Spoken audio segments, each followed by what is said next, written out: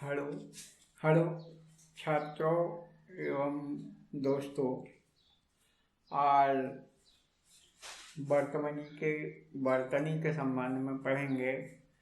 वर्तनी ऐसे तथ्य हैं जो प्रतियोगी परीक्षाओं में शब्दों के शुद्ध करने, अशुद्ध शब्द को शुद्ध करने के लिए और वाक्यों को शुद्ध करने के लिए प्रयोग में लाए जाते हैं।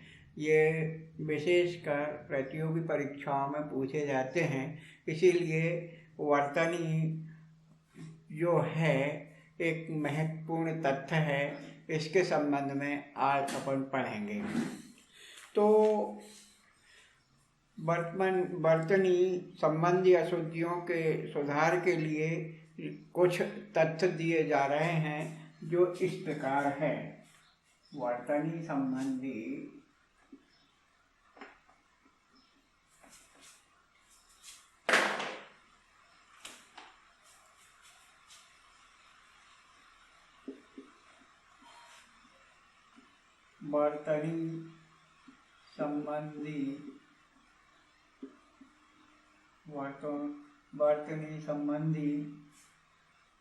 कुछ तथ्य इस प्रकार है। पहले तो यह है कि वर्तनी क्या है। वर्तनी का एक शाब्दिक अर्थ होता है लेखनी, यानी लिखना। वर्तनी का अर्थ होता है लिखना। लिखते समय, किसी भी शब्द को लिखते समय उसमें क्या क्या सावधानियां बरतना चाहिए, उसके शुद्ध लेखन के लिए क्या क्या सावधानी रखना चाहिए, इसके संबंध में इस अध्याय में अपन पढ़ेंगे। तो सबसे पहले क्या है कि रा, सा और रा। ये पहला है रा, षटकोण का सा और ऋषि का रे।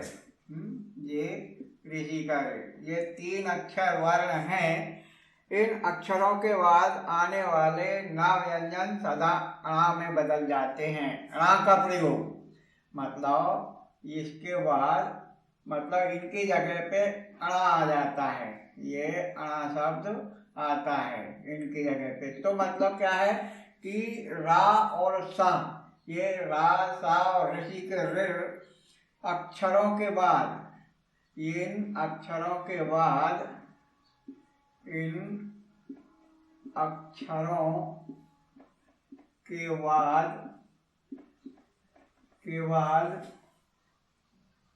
आने वाले न व्यंजन, इनके बाद आने वाले न व्यंजन या न वर्ण सदा अणा में बदल जाता है। न व्यंजन, इनके बाद ये न व्यंजन आता है,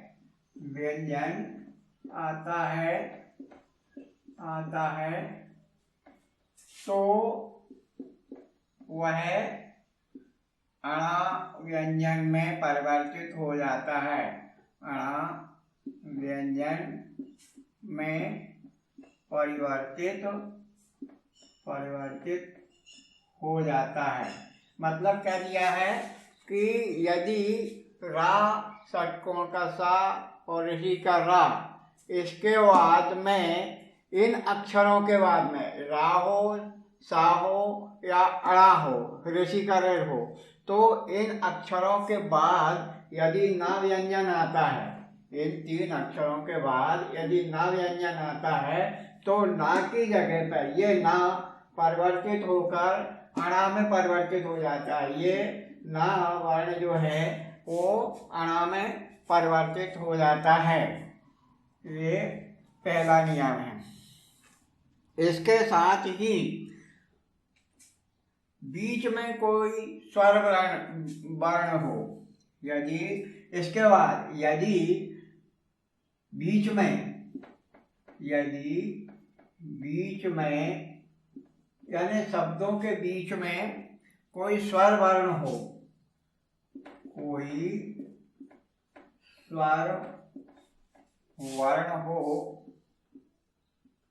वर्ण हो तो कावर्गीय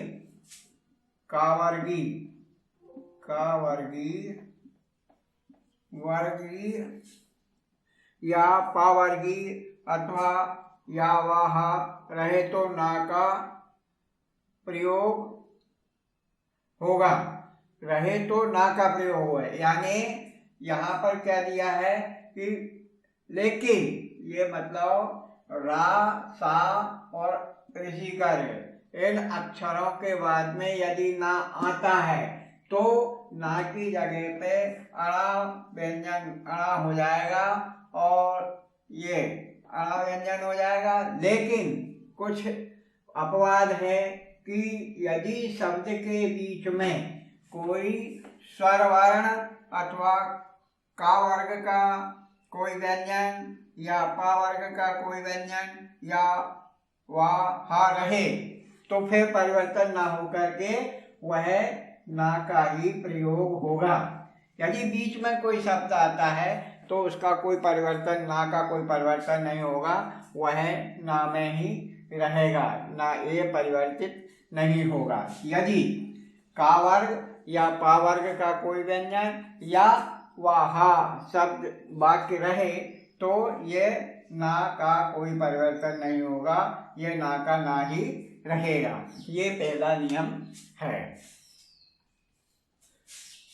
अब उसके बाद में दूसरा नियम है या दूसरा तथ्य है,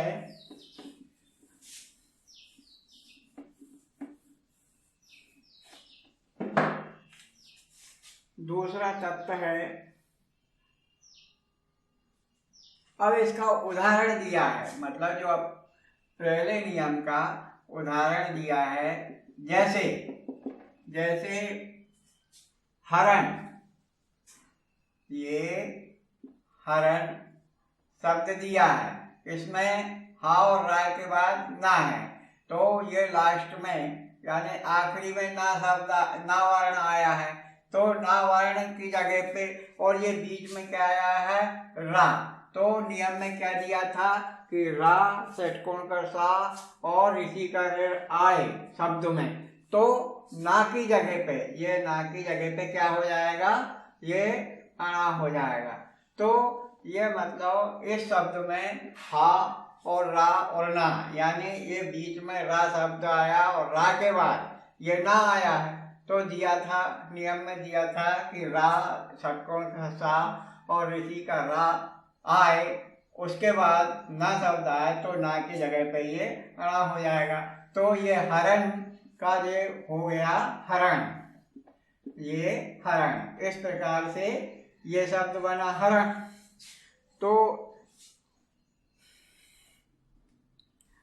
अब इसी प्रकार से ये दूसरा नियम क्या था, इसी में मतलब दूसरी अपवाद ये था कि यदि बीच में, ये शब्द के बीच में यदि कोई का वर्ग का व्यंजन या पा वर्ग का व्यंजन या हा या वा और हा आए तो ना का ना ही रहेगा, उसमें कोई परिवर्तन नहीं होगा। तो यहाँ पर अब ये शब्द है कहना, ये कहना,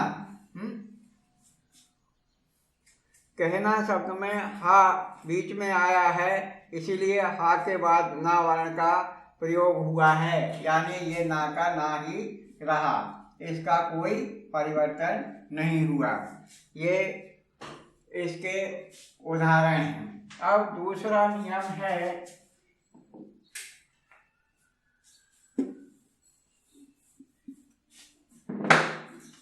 दूसरा नियम है या दूसरा मतलब तत्व है डा और ढा से, ये डा वर्ण है और ये डा वर्ण है, डा डलिया का और ढा डक्कर का, ये दो वर्ण हैं। तो इनसे विकसित, इन वर्णों से विकसित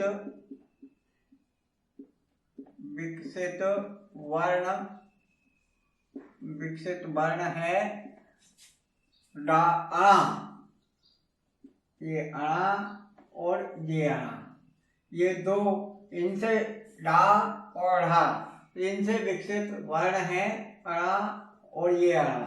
वो प्रयोग शब्द के इन शब्दों का, इन वर्णों का, ये इनका, ये आ और ढा, इन वर्णों का प्रयोग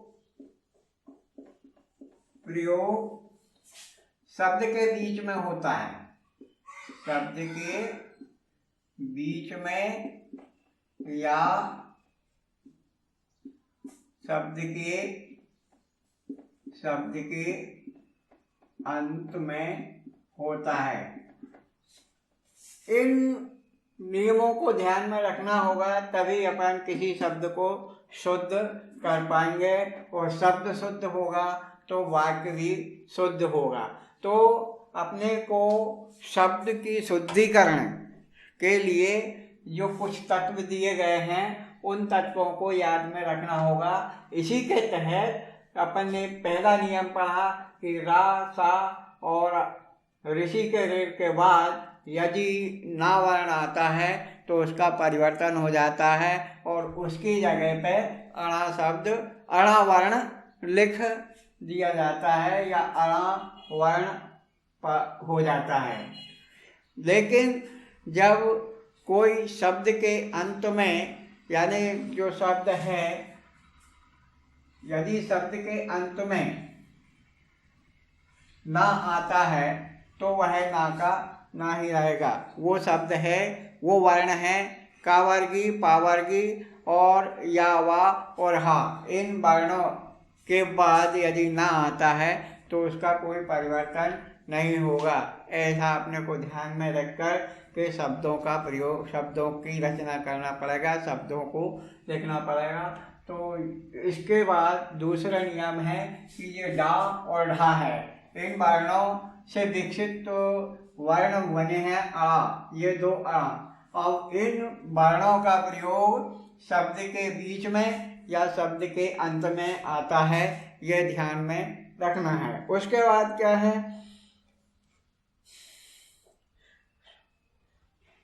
शब्द के बीच में या शब्द के प्रथम अक्षर को छोड़कर बीच में या अंत में किया जाता है। इसी तरह डा और ढा का प्रयोग, अब इनका प्रयोग डा, डा ढक्कन का और डा डलिया वर्ण का प्रयोग कहाँ पर होता है? आरंभ में।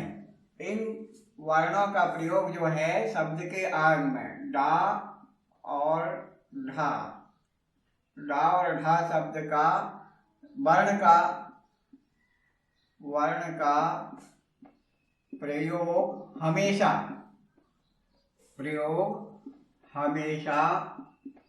शब्द के आरंभ में होता है।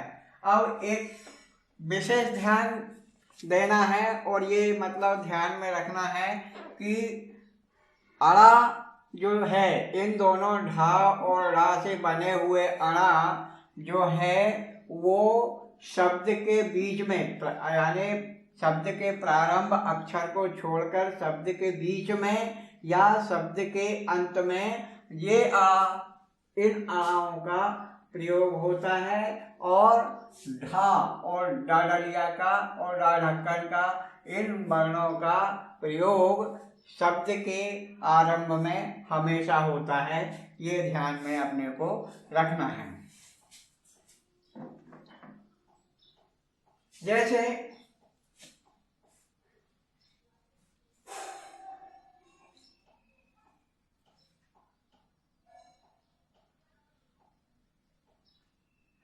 जैसे ढोलक, अब ये डा है तो इसका जैसे ढोलक और डमरू, तो ये ढा ढक्कन का है तो ये शब्द के आरंभ में आया है। ये डा डलिया का जो है वो डा डमरू, ये शब्द के अंत में आया। तो डा और डा डलिया का और ढा ढक्कन का, इनका प्रयोग हमेशा शब्द के आरंभ में आता है। इसी प्रकार से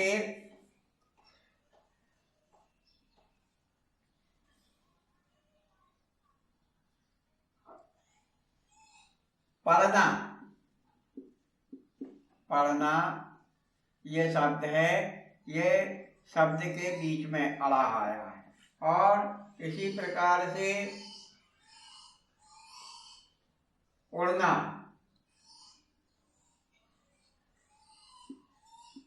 उड़ना ये भी बीच में आया है। अब अंत में सड़क, ये भी मतलब बीच में आया है। झगड़ा, झगड़ा ये शब्द के अंत में आया है। पगड़ी, ये पगड़ी ये शब्द के, तो मतलब अड़ा शब्द जो है, मतलब डाडलिया का अड़ा जो है वो शब्द के बीच में, या अड़ा ढाढ़क्कन वाला अड़ा भी शब्द के बीच में, और डाडलिया वाला अड़ा भी शब्द के बीच में या लास्ट में आता, आखिरी में आता है। ये विशेष ध्यान रखना है। यह ध्यान में रखोगे तो मतलब शब्द की अशुद्धि नहीं होगी। इसके बाद तीसरा तथ्य है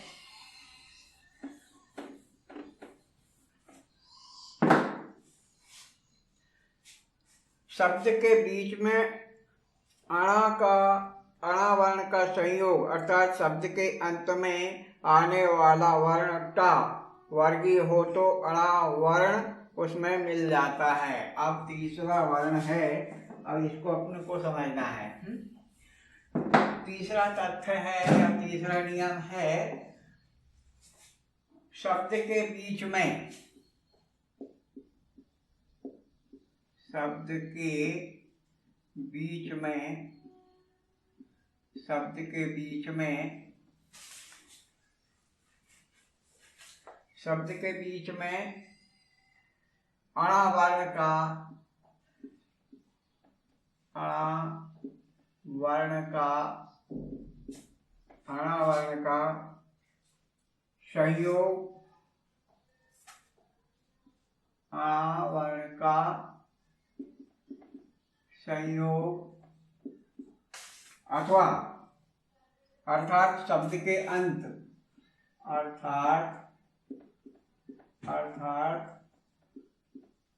शब्द के अंत वाला, शब्द के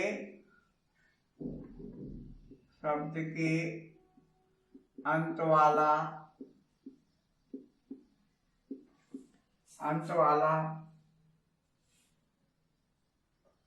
टावर्गीय, यानी टावर्ग में जो व्यंजन आते हैं, टावर्गीय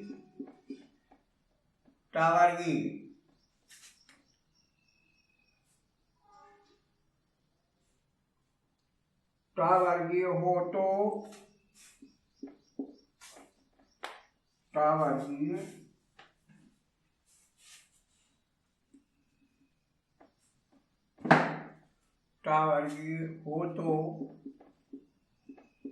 टावर्गीय हो तो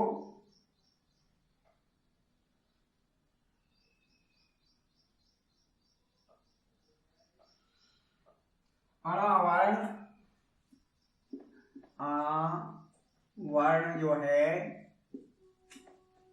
वर्ण उसमें मिल जाता है।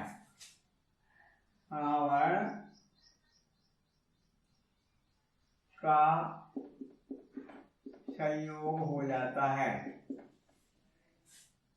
यानी उसमें यानी अगले वाले वर्ण में मिल जाता है। ये मतलब अणा वर्ण जो है वो अगले वर्ण में, उसके अगले वर्ण में मिल जाता है। अब इसमें क्या दिया है कि शब्द के बीच में अणा वर्ण का संयोग, अर्थात शब्द के अंत वाला टा, यानी शब्द का अंत वाला टा है तो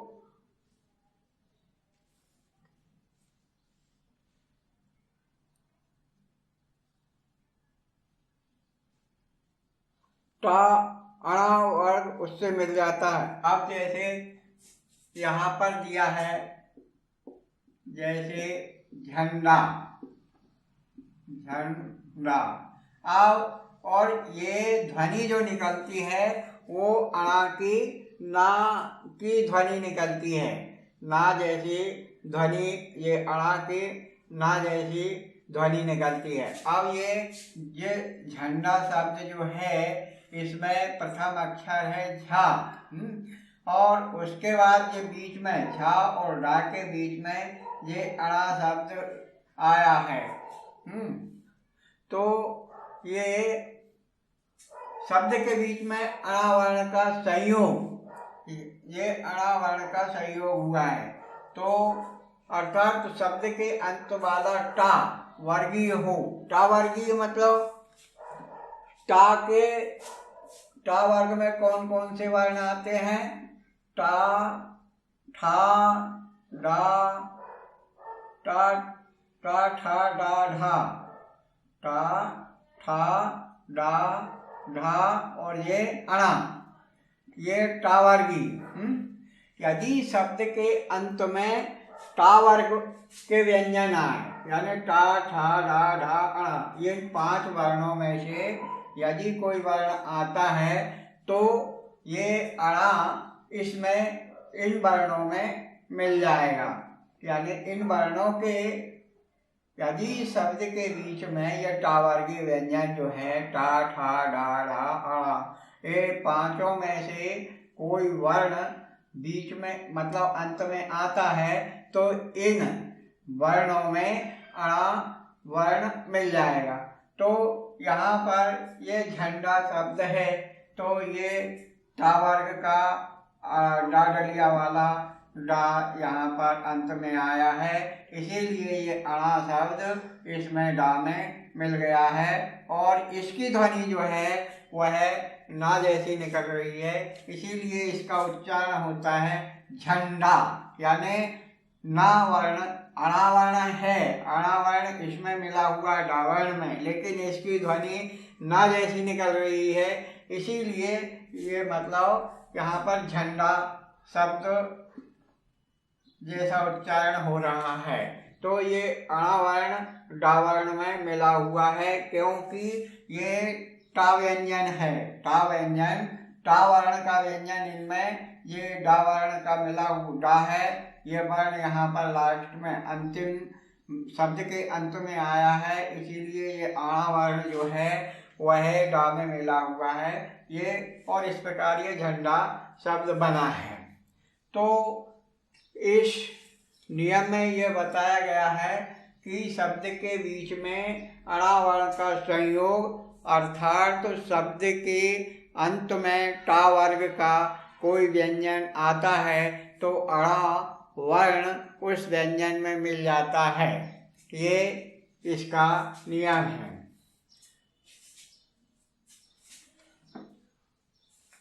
तो प्रश्न, ये प्रतियोगी परीक्षा में ये प्रश्न मोस्ट IMP रहता है हमेशा ही। ये शुद्धिकरण का प्रश्न हमेशा विकल्प के आधार पे, यानी आपको मतलब एक शब्द दे देंगे जो अशुद्ध होगा, एक शब्द दे देंगे जो अशुद्ध होगा, उसको आपको शुद्ध करने के लिए, आपको शुद्ध करने के लिए बोलेंगे और उसके अंतर्गत जो 4 विकल्प देंगे जिसमें से एक विकल्प सही होता है, उस विकल्प को चुनकर आपको उत्तर पुस्तिका में लिखना होता है। इसीलिए इस वर्तनी से संबंधित नियमों को विशेष तौर पे ध्यान रखना होगा, तभी आप अपन एक क्वेश्चन प्रतियोगी परीक्षा में सही हल कर पाएंगे। और यह एक नंबर का होता है, लेकिन बहुत सटीक मतलब उत्तर ये प्रश्न है और ये हमेशा प्रतियोगी परीक्षाओं में पूछा जाता है। इसीलिए इस चैप्टर को, इस अध्याय को आपको विशेष ध्यान में रखते हुए इसका अध्ययन करना होगा। तो अब इसके अंतर्गत चौथा नियम है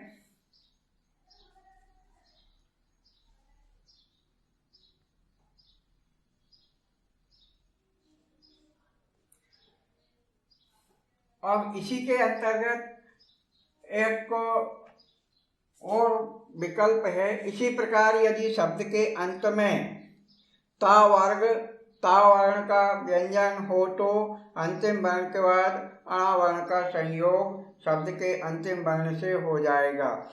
तो यहाँ पर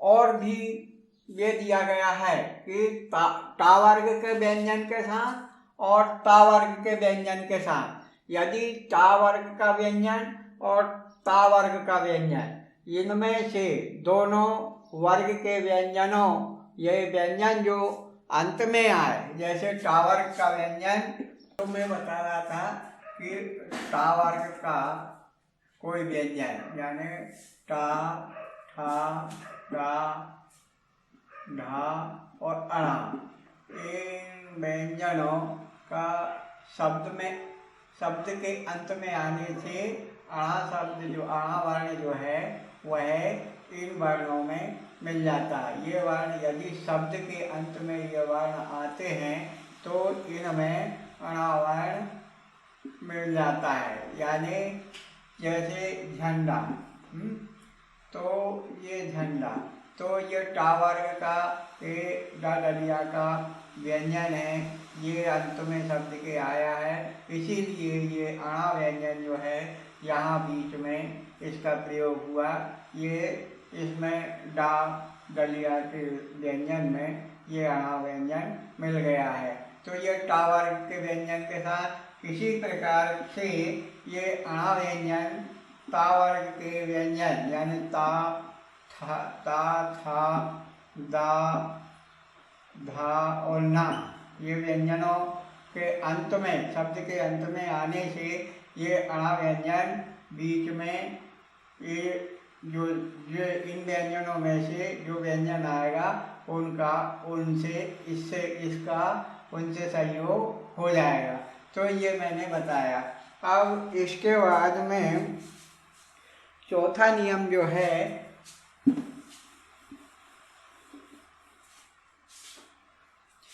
सा और सा, ये चौथा जो नियम है वह क्या है? सा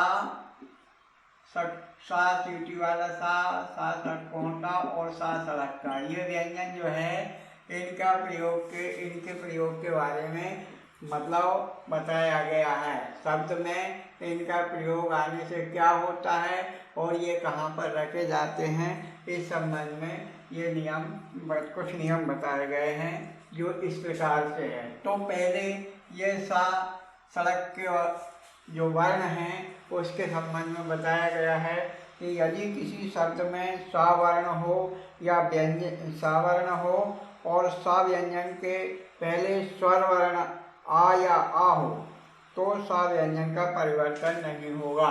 यानी यदि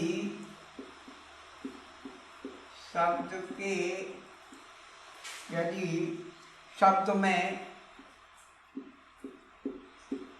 सा व्यंजन हो और सा के बाद और सा के पहले और सा व्यंजन के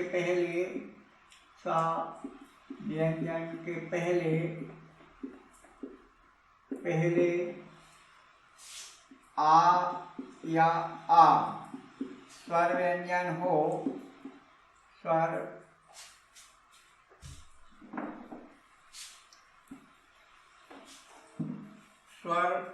व्यंजन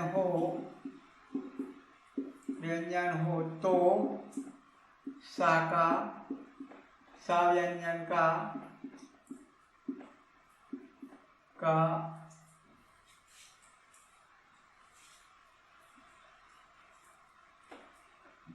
व्यंजन का कोई परिवर्तन नहीं होगा, कोई परिवर्तन नहीं होगा। नियम में दिया गया है कि यदि शब्द में सा वर्ण का प्रयोग होता है और सा के पहले यदि कोई स्वर यदि स्वर आ या आ वर्ण आए तो उस शब्द में सा में कोई परिवर्तन नहीं होगा, यानी सा का सा ही रहेगा। इसमें मतलब सा का कोई परिवर्तन नहीं होगा, ये नियम में दिया है। जैसे पास, जैसे पास उदाहरण है पास। तो ये पास पास शब्द है, इसमें ये आवर्ण की ध्वनि निकल रही है, आवर्ण के उच्चारण हो रहा है, इसीलिए ये सा जो है सावर्ण, इसका कोई परिवर्तन नहीं होगा, ये नियम में दिया गया है। नियमानुसार ये पास जो सा शब्द सावर्ण है, इसका कोई परिवर्तन नहीं होगा। ये सड़क के सा का नियम है। यदि मतलब शब्द में सा वर्ण आए, सा सड़क का आए और उसके पहले या आ वर्ण, छोटा आ या बड़ा आ स्वर का उच्चारण हो या आए, तो उस शब्द में सा का कोई परिवर्तन नहीं होगा। अब उसके बाद में दिया गया है कि यदि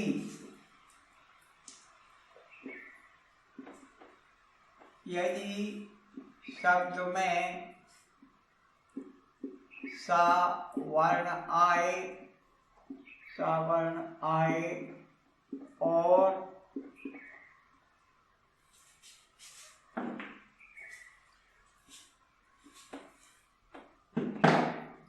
सा वर्ण आए और सा के पहले, सा वर्ण के पहले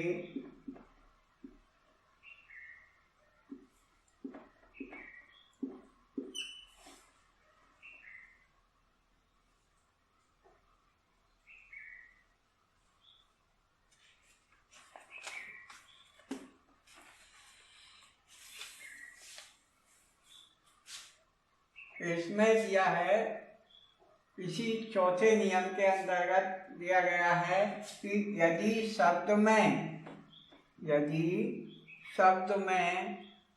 आ या आ से भिन्न, यदि शब्द में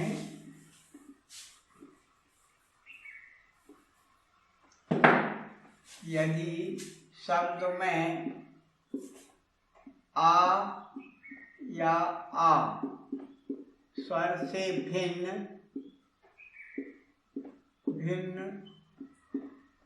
कोई दूसरा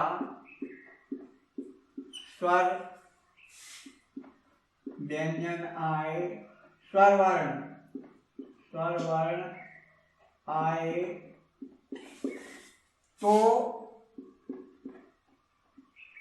सा षटकोण वाला सा का प्रयोग होगा।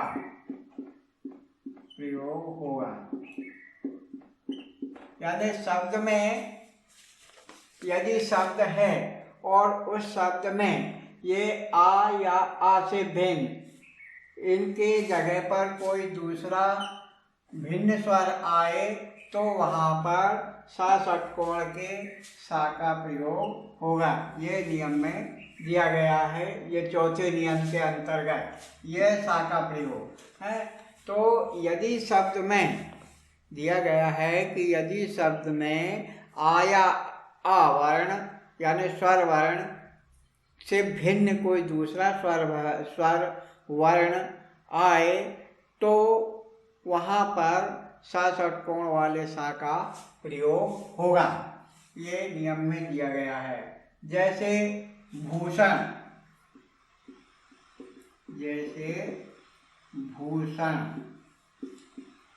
भूषण और विषम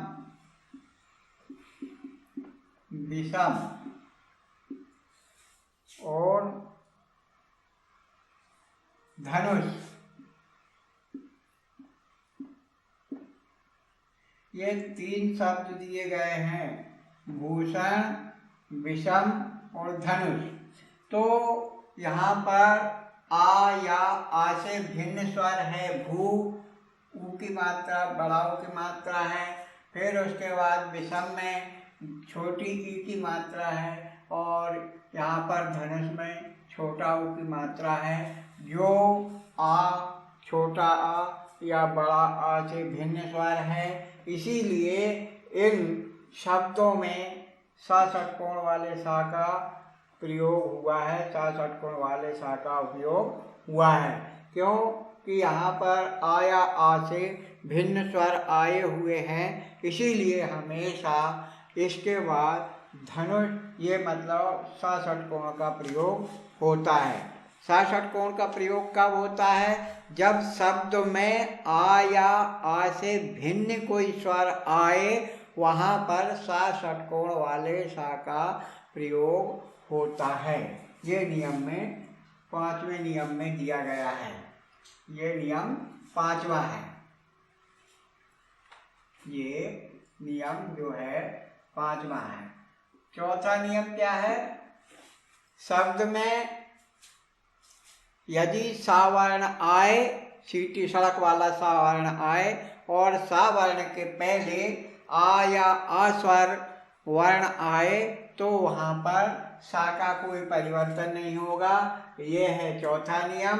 और 5वां नियम है, यदि आ या आ से भिन्न कोई स्वर आए, तो वहाँ पर हमेशा सा षटकोण वाले मतलब सा षटकोण वाले सा का प्रयोग होगा।